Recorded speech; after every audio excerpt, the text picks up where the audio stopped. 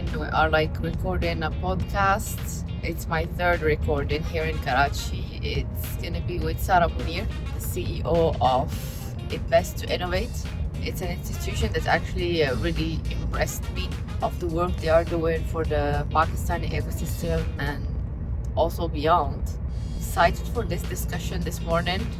Even I'm so tired. I'm in this 2 days market. I think I've talked to more than 150 or 200 people. So I feel like my social battery is like almost close to zero. I need 1 week to recover from that.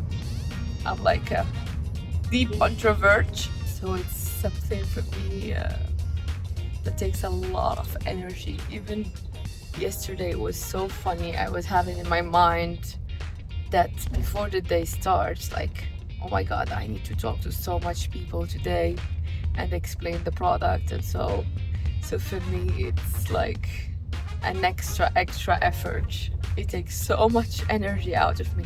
But then it's when I get it started, I get the right motivation.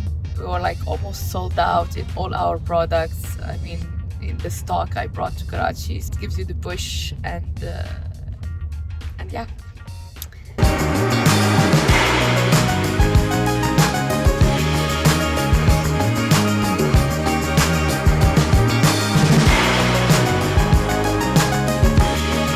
Today we are in Karachi. We are visiting the National Incubation Center. I'm so excited to meet the startups here because Karachi, for those who don't know, are really the beating heart of the Pakistani economy. It's like Casablanca in Morocco. So it's the biggest city, and I think it generates maybe 60 or 70% of the revenue of the whole country. It's a city that reminds me a lot of Cairo in terms of the vibe and a little bit the infrastructure and so. And just to have an idea, it's a city like the extended Karachi has more than 40 million people.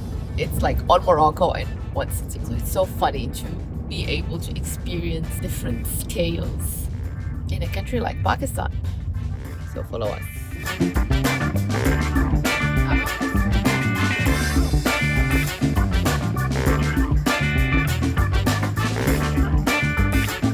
He was also talking about that French bloc that you have most of the North Tunisia, Algeria, and Morocco, yeah, Morocco, are yes. French speaking. And then you have a penetration in The African market. So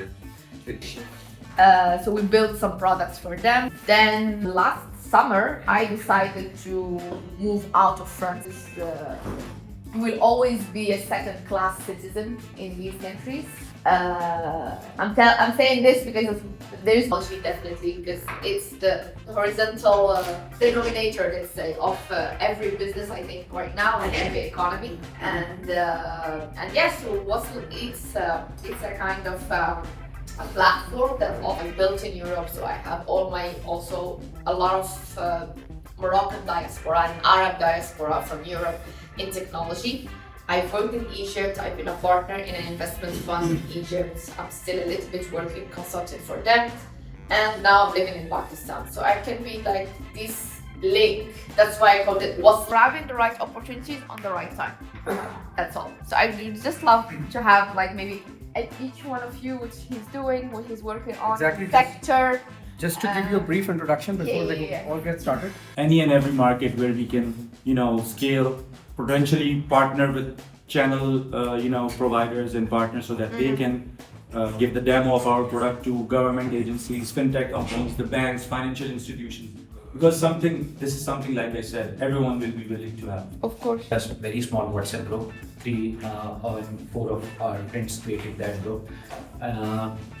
Today we are in that group only. We are now a community of 1100 plus marketers running any brand. But I have some very good Pakistani friends who can be as native as you are in Arabic. They are living in Saudi as... I soft rolls into one window, right? Right. So the cliche would be a one-stop shop, right? So that's what SOCByte is doing. We are deployed in Pakistan with a few government agencies and a few banks. We're deployed in Nigeria, so we're also interested in the African market. And recently we partnered, we have one partner in Qatar, one in UAE, and one in Saudi. We're also in Saudi, the founder is there actually right now. We're doing a project with Saudi Aramco. Myself, the last 10 years, I was like, why Ibn Sina was like a doctor and mathematician and philosophy and astronomy, and like, I mean, how? I mean, it's for us today in our mind, it's like impossible, but it's not. It's not. It's just a conditioning that happened, like culturally and education and blah blah blah. Tracking application. So I was previously working for an NGO and I was fundraising for them locally from an industrialist. I was organizing balls, I was organizing their dinners and all of that. That's where I got to know that I can actually fundraise for a charity. And I have a couple of problems that I identified and I can work on them. Particularly it was criteria that I wanted to work on because Pakistan stands like Hassan is actually running the beta program, so we can get the lead insights from a focus group of 300 women who we have identified and like categorized in a way that they have PCOS, women who have like who are pregnant, women who are in their second trimesters and all of that. We have 300 women who are like continuously giving their feedback on them. Right. Amazing. And So now it's your first client in the government. Pakistan's first pet adoption platform. So if you want to adopt a pet, or if you want someone to adopt your pet, our You website can put it is- on the platform. Yeah, it's our go-to solution. We have every kind of pet product as well now. Product. Yeah. I can connect you. She's French, living in Lahore, Jad, and she has these pet products like the shampoos, the thing, the food. I was like, who's buying this in Pakistan? Pet space here is very active. You think it's gonna be a business, or just like it was This is just empty. it's a break. It's a break from his life. I don't know, but he has The like last couple of years, especially during and after COVID, this has become a trend. So To have it an animal. So let's say within 5 kilometers of vicinity, there were no. Oh, I thought that they are working with the girls. No. They are part of the team. No. She's from a different team and she. Okay. Basically a software house, and our product ESG is incubated in NIC for cohort 14. So ESG is basically environment and governance sustainability reporting. It's related to compliance and non-financial reporting. So we help consultants and other companies and public listed companies in order to provide those audit-ready reports. The boys who were first. I would love to have people who were first to speak. Yeah, definitely. Please start. I'm founder of Coaching Easy for academic segments, because we have realized that most of the young lads are suffering from some mental disorder. We built these activities in terms of performance, and today's the unique challenge each student and faculty are facing in this particular sector, because most of the time corporate is not the I just go fast because I have like only 15 minutes. So I want to hear from the boys also what you're doing. we're talking with AI platforms. Sports strategy. Yes. What does it mean? So everything from analysis of the opponent, of the venue, your own team's performance form, and then converting that into an actionable game plan, KPIs for the game for your players, then strategy practice. Can be applied to any game, like cricket, football. And then there's this T20 cricket league in UAE called ILT20. So working with a team there called Desert Vipers. That's going well. They are like a paying client. So your product is ready. I mean, everything is ready. Yeah, for sure. And still, since it's an AI platforms will improve its give back. That's important. Thank you. Congratulations on that. It's not even giving back. It's like I would rather be here. Of course, So- of course. Because I feel like some British accents. You've been all over around. Okay. Now I'm here. Congratulations. Yeah. Congratulations on that. Yes. Hi Sara, I just recently found your podcast. The sector? Yeah, in mental health, wellness. Mental health. Yeah. Okay. So we are providing services like AI-enabled therapy services plus wellness services to the operator. We are providing products like the chatbots, specifically the chatbots, AI and ML integrations. In thinking about us, and I believe that in MENA region, there is unmet need of culturally adapted mental health solutions and wellness. The education is not there Yeah, yet. People don't feel the need. Yeah. I mean, it's coming. Yeah, so we feel it's a gap and also an opportunity for us to work. Okay. In the, Like what? Name some countries, so just to have an idea. in North America. Thoughtful and see. Because I think there's also a lot of education and learning. So we can work on our SAS. So that's actually going to be addressing this ground problem. So we are tech startup. We are robot manufacturers in Pakistan. We design, develop, and manufacture robots indigenously here. Not yet. Hardware, right? I mean, yeah, because you need to develop hardware, so it's like Yeah. very costly. Yeah, we have invested a lot. What kind of robots? We are currently working in oil and gas domain. So we are building. Industry in Pakistan has been more conventionally operated. Manual inspection, scaffolding, human involvement was widely used. So we are replacing that just as Europe is doing. They are just sending. How long have you been existing? 1.5 years. Okay. So You are a robotics engineer? Yes, we are mechanical engineer. Mechanical. I've worked for a company. We were In oil and gas? No. I was developing drones for military. Drones? Yeah, for 2 years. Then I quit that and I switched There's here. a problem, over 100 people die every year during inspection. So this is a problem in Pakistan. People usually do manual inspection by climbing over scaffolding. Yeah, because so there is no automation available in this. It's like inspects, it's kind of inspection, right? It climbs up the tank, the metallic tank. It has magnetic wheels. It goes up, gives off the thickness data from the UV sensor. It has a camera installed, 360 camera, so it can visually inspect the plates at the top of the tank that is almost 30 meters. Recently, one of the tank got busted up north in Pakistan last year. The same problem was there. The inspectors didn't inspect honestly, and the plate at the top was defected and it got busted from the pressure, from the insect pressure. So I'm running a company with one of the largest gaming company based out of Pakistan, and we don't have any clothing. And we follow the path. Mobile gaming? Yeah, mobile gaming. Yeah. Okay, like game district? Yeah, similar to Game District, Games from Studios. We have office in Lahore and Karachi, and we are following the steps of Warren Buffett and invested in something else, and we started a company called Toyota Electric. We make electric bikes. After a couple of years, West are the ones who are selling boats here in Middle Eastern region right now. So it's a huge market. 4.1 million boats are already available, and if we are following the Like a factory? no, currently a workshop, not a factory, because we are trying our best to get marine sector in EV policy. Will announce in Kuala. Save the best for Gudaam. Yes, I mean, share it with me. I mean, so we can, I mean, on my LinkedIn, please, everyone, if you can connect. Okay, by that thing, just to connect to family offices, we have to pay a lot of money just to get into the event. So if you can bridge it somehow, it will be a great help. Yeah, that's a lot. Yeah. I mean, they do it on purpose to be able to. Otherwise, the king is not the king if it's like reachable very easily. So, inshallah, we'll see what we can do. Next, we are an AI and robotics company developing robots for special robots for schools, for banks. No, it is basically a talking robot. It can talk, it can understand your emotion. This is the robot named Temtem. Okay. Temtem is basically we have started 3 years back, and this is just an idea, and I was the student from the university, and after that I started my journey, raised fund.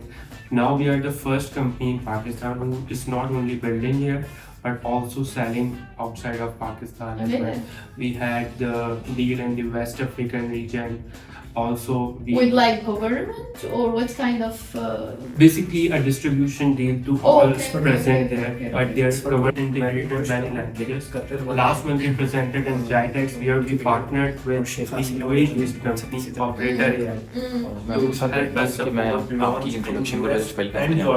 Right. So now we are all looking and all geared up to scale the company and special needs. And yeah, that's my idea. The battery. I don't think I have anything as fancy as these days, like AI, robotics and stuff. Completes. It's Gudaam Technologies. We operate in the agri-fintech where we're financing farmers by using their commodity as a collateral. Okay. So we're going into embedded financing. We're partnered with most of the top banks. This can work in Africa like crazy. Even the market. So Yeah, but Africa a lot because so it's bigger market. it's a bigger market and you have, I think, more commodities versus what we have in Pakistan. So from a scalability perspective, that is one. So you work like with small farmers or what's So we're working with smaller farmers, we're working with corporates, we're working enabling farmers to be able to buy the crops, the fertilizer. If they produce at the right time, not during the season, because at that time they're usually going to get the lowest price. Yeah. So we And I'm so honored to see all these Thank you for projects, sharing this these prospect. projects coming in. And just one thing about the On something that where people can compete for funding and then have a small GITEX over here so that they're also prepared for what's going to be happening next. Meet It's the going to be a win-win investors, situation for all meet of the us. ecosystem. I don't mind. We can help, as you said, you're interacting with a lot of companies. We can help them for the Arabic content, and really I can build a team around it. And so we just finished the NIC Karachi meeting. I was so amazed, surprised about the quality. I mean, I know it kind of, but really meeting the founders and entrepreneurs who are doing things in Pakistan, who are so resilient in working and innovating in a very challenging environment with very limited resources, with almost no funding. I mean, I met almost 15 founders and startups. No one has any funding, only bootstrapped and some grants, and they managed to develop some services to be able to fund their growth and their product development. I met from esports empowered by AI, like to cricket and football games, already working with Qatar League. I met a startup that is doing robotics for oil and gas, working in Pakistan and willing to expand to the GCC countries, completely bootstrapped with just a little bit of like $20,000 love money. And you know, in robotics, it's like so expensive to be able to develop like hardware. I've met agri-finance startups, cybersecurity. There's like two really big companies that are already developing in Pakistan, UAE, Saudi market, Qatar market.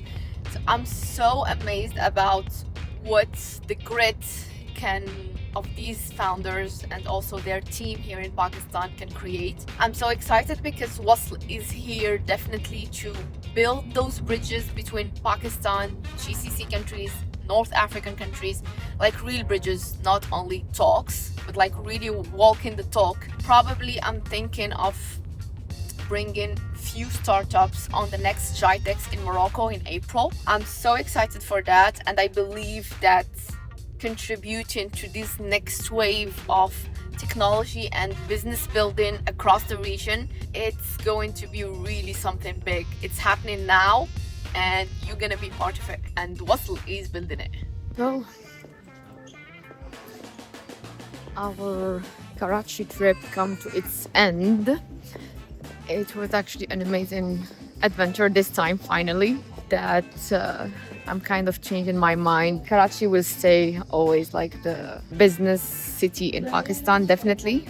So yeah, I was saying that I think this trip will change my point of view about Karachi because I felt some business.